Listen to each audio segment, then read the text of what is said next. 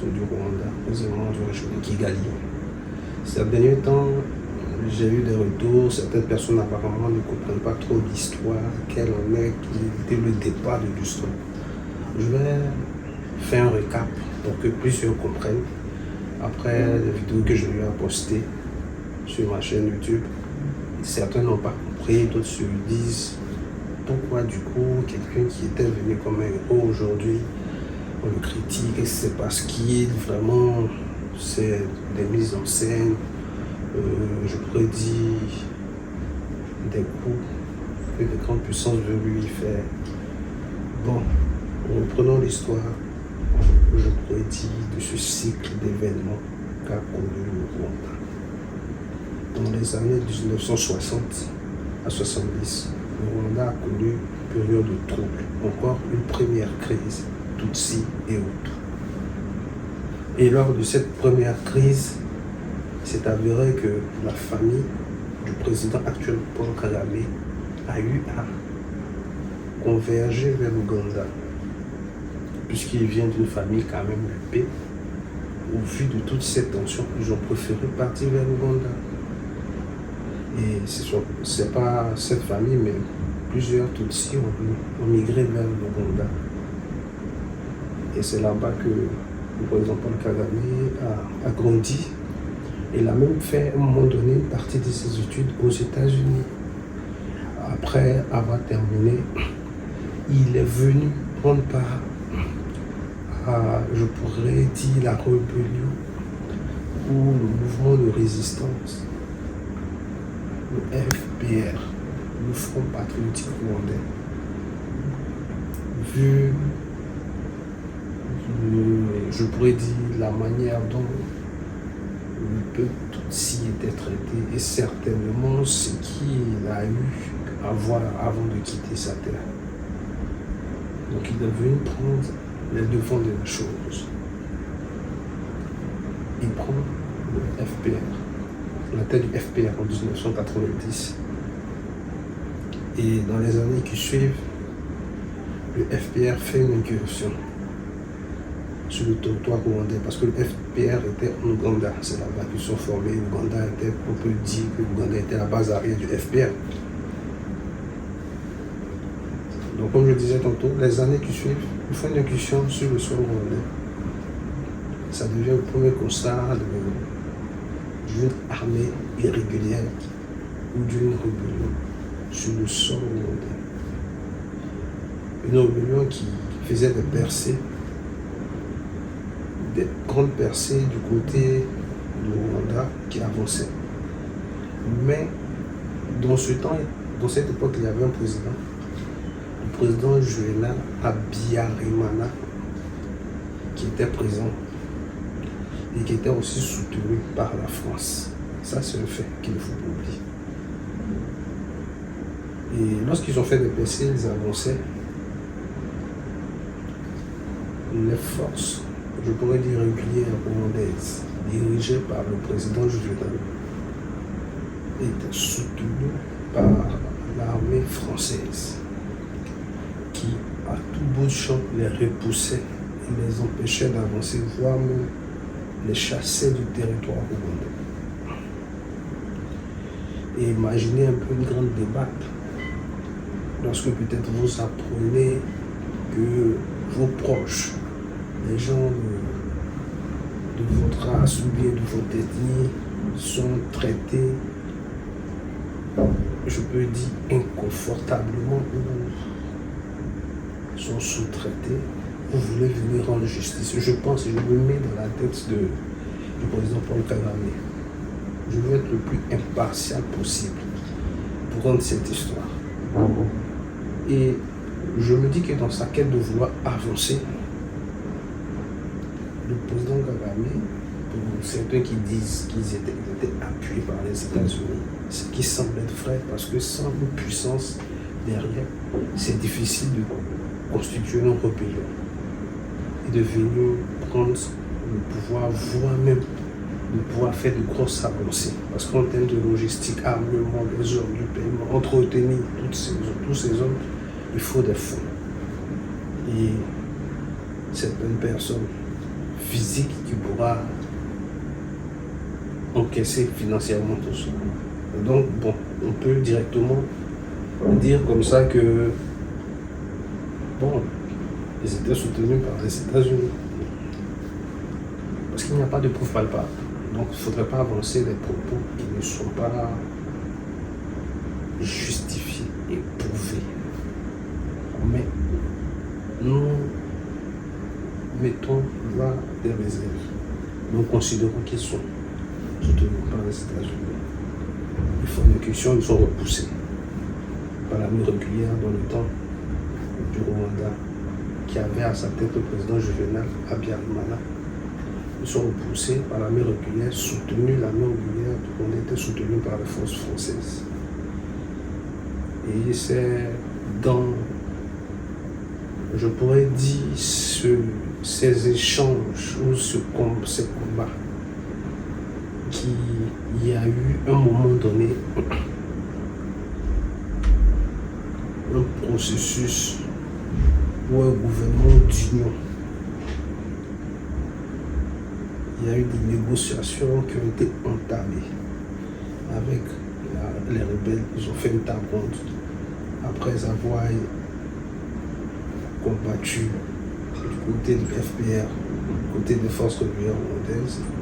Une table ronde qui a permis comme ça de pouvoir intégrer ces personnes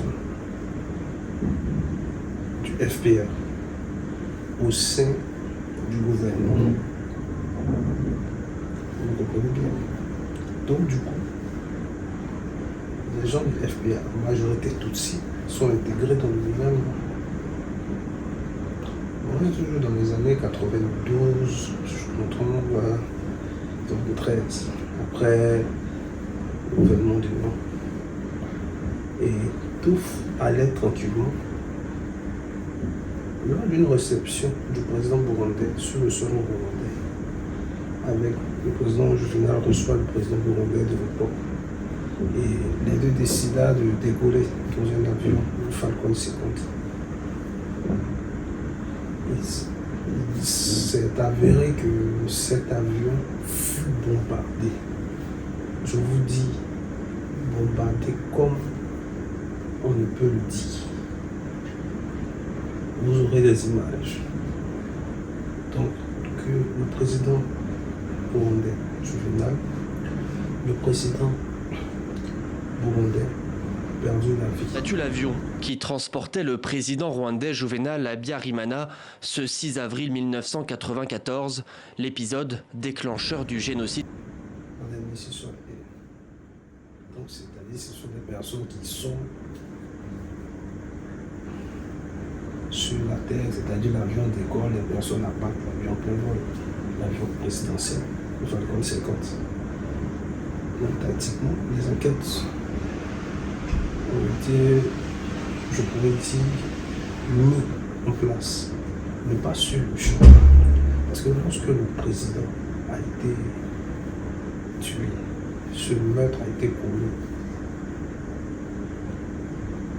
la première des choses, c'est que le peuple Hutu s'est levé. Le peuple Hutu a indexé directement les rebelles qui ont intégré le gouvernement, les rebelles Tutsi. Et que se disait que cela venait de ces rebelles. Pour la seule et unique raison que quelle était la volonté de Hutu de pouvoir tuer son président. Donc c'est par là que le génocide a commencé. Je pense que des heures après, les Hutus se sont commencés à se prendre.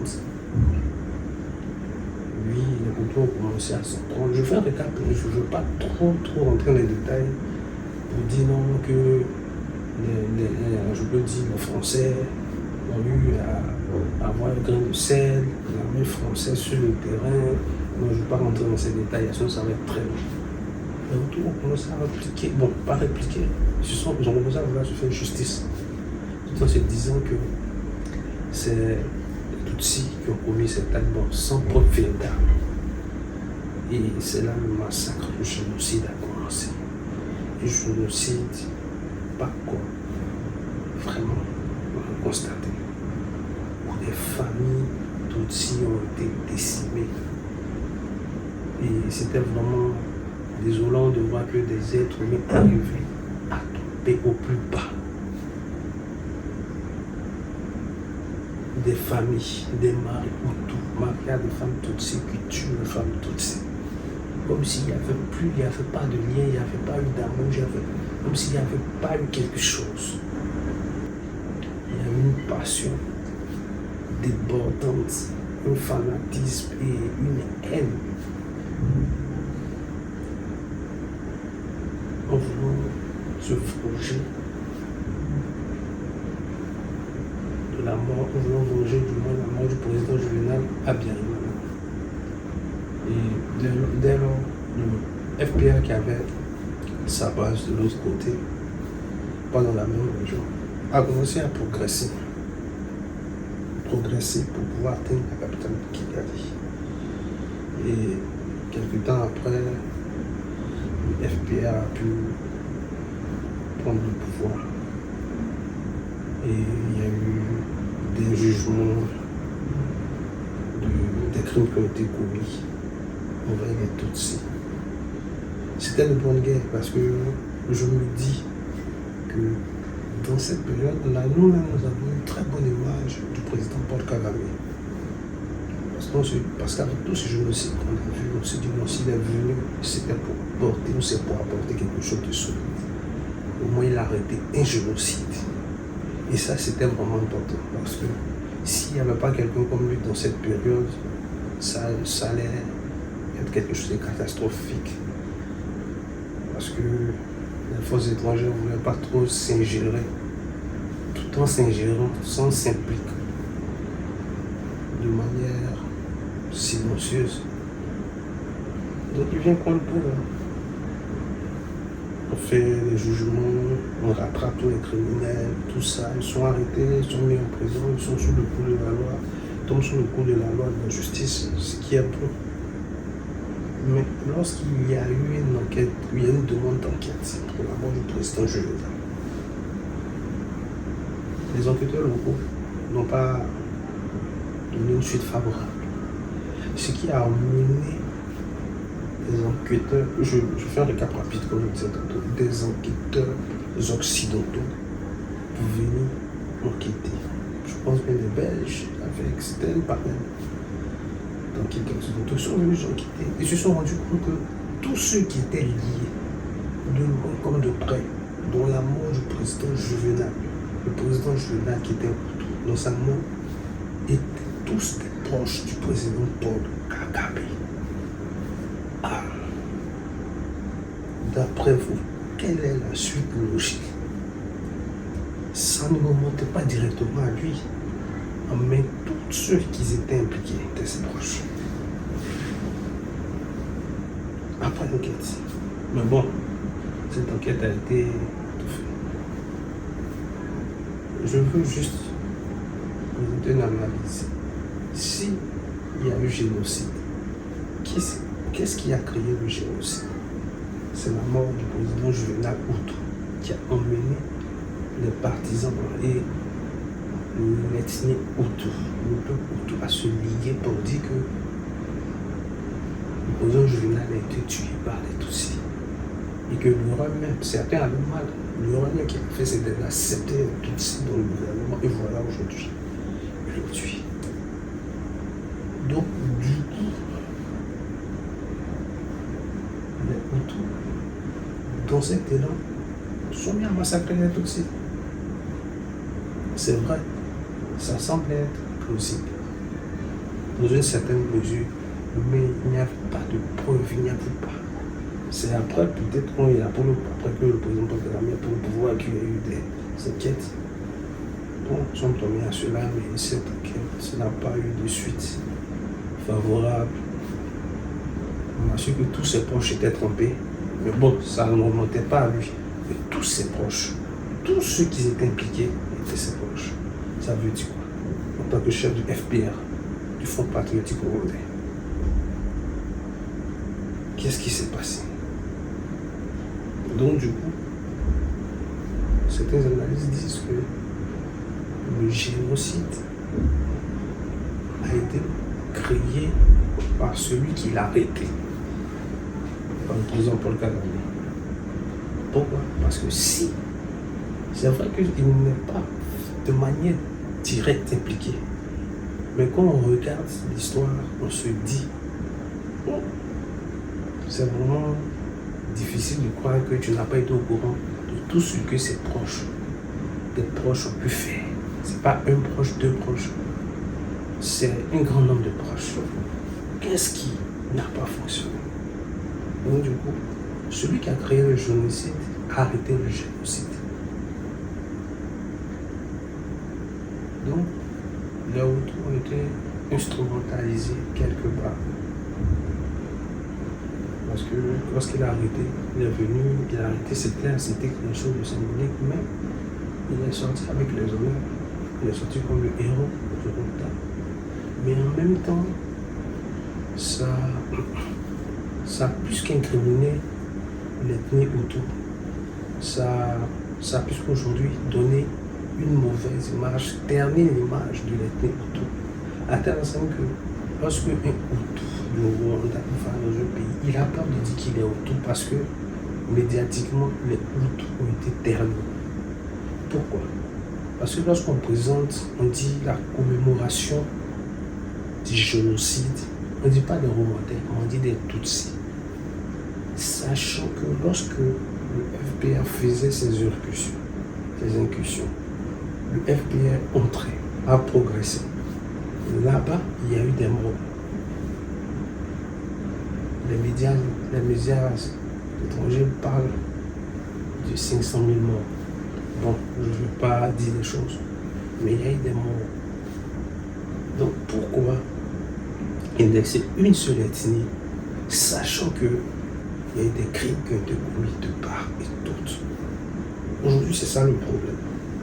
Mais les médias ont fait ressortir l'aspect génocide Tutsi. C'est vrai, des génocides, des Tutsis ont été tués. Et c'est déplorable. C'était vraiment une attitude qui n'était pas une attitude des hommes, des humains, une attitude humaine. C'était inhumain de poser ce genre d'acte. Mais aussi, n'oublions pas que des Hutus ont commis l'acte, certes, mais des Hutus aussi ont été exterminés dans l'autre moitié du pays. Ce qui n'a pas été révélé, ce qui n'a pas été cité. Donc, c'est-à-dire des familles se sont tuées avec leurs morts. Des familles, cette ethnie a connu aussi son génocide, sur lequel il n'y a pas eu de lumière qui a été faite. La mort du président Juvenal Habyarimana, pour du contraire rester comme ça, sans suite. Maintenant, les Hutus qui sont morts dans notre parti, dans la progression, lorsque nous-mêmes nous avons commencé la rébellion, l'orcussion, il y a eu beaucoup d'actes qui ont été commis, puisque c'était les Hutus, la majorité Hutus, le FPR. Il y a une revanche sur des peuples qu'on croisait lorsqu'on venait vers la capitale. Aujourd'hui, on parle du génocide et tout ça. C'est pour ça que la vidéo passée sur le Rwanda, j'ai parlé du génocide, toute l'histoire sur le génocide rwandais, pour dire qu'il y a eu aussi des Hutus. Mais cette histoire n'a pas été présentée. Voilà, il y a eu un massacre de Tutsis qui a été révélé et la lumière a été mise dessus, oui. Parce que certes, ils disent, bon, on va juste dire, mais on ne va pas s'appuyer sur certains disent appuyés par les États-Unis ont fait, je pourrais dire, ils ont eu à effacer ou du moins cacher les actes de barbarie qui ont été commis par le FPR. Et puis redorer le blason du président Kagame. Je peux dire, elle avait nous donné une image de héros. C'est vrai, c'est l'image que nous avons tous eu du président Kagame, qu'on a pour le génocide. On s'est dit, mais comment ils ont pu tuer des gens? Aujourd'hui, on se rend compte que les médias étrangers font sortir le fait qu'il y a eu aussi des Hutus Dans la progression des FPR vers la capitale Kigali, il y a eu des Hutus qui ont été tués sauvagement. Beaucoup. On ne peut pas dire forcément, mais on estime ça à la hauteur de 500 000 personnes. Bon. Ce qui est aussi injuste, ce que je crains, c'est que ce soit des choses qui restent endormies. Et que si un jour par mégarde, ça bascule, je pense qu'il y aura 2 fois plus de choses. Si Dieu ne soit pas, je dis ça, mais je pense. Parce que des personnes qui ont été réprimées, on a eu une forte répression, une image terniateur, c'est que ces personnes ne peuvent plus se présenter en tant que Hutu. On se présente en tant que Hutu ailleurs. Tellement il y a une médiatisation à ce niveau. C'est eux qui ont tué les Hutus, c'est une image. Voilà. Ils sont catalogués, ils sont voilà. Et c'est ça. Un peu ça de manière rapide, j'ai fait un peu un petit résumé de l'histoire du Rwanda. Certains ne savent pas. Voilà, certains ne savent pas quelle est véritablement l'histoire du Rwanda. L'histoire du Rwanda commence à partir du génocide, parce que non, ça commence bien avant ça. Bien avant ça, d'autres vont te parler même des années, même peut-être 1958 au Burundi, 1960. Où les Tutsis ont eu à commettre, à tuer des Bahutus. Là-bas, ils sont appelés des Bahutus.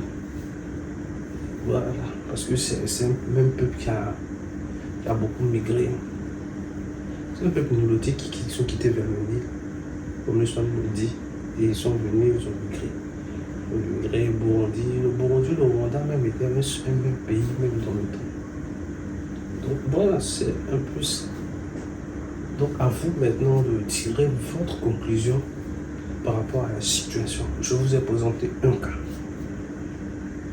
À vous aussi de pouvoir tirer une conclusion. Je dis aussi, avant de pouvoir donner son point de vue, il faut avoir tous les tenants aboutissants de l'histoire.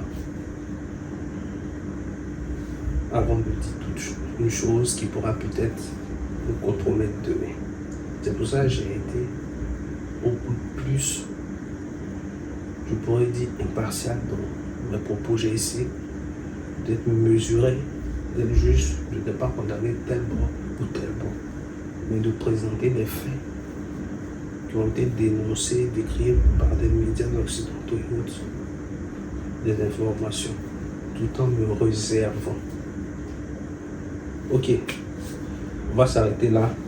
Surtout, n'oubliez pas de vous abonner, de liker, de partager cette vidéo pour qu'un grand nombre puisse apprendre.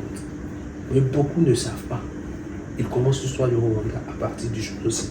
Ils ne savent pas qu'il y a une histoire bien avant ça. Voilà. Partagez, commentez. Si vous avez des questions, des interrogations, mettez dans la barre de commentaires et puis on aura échangé. Et puis qu'est-ce qu'on dit? À bientôt. Peace.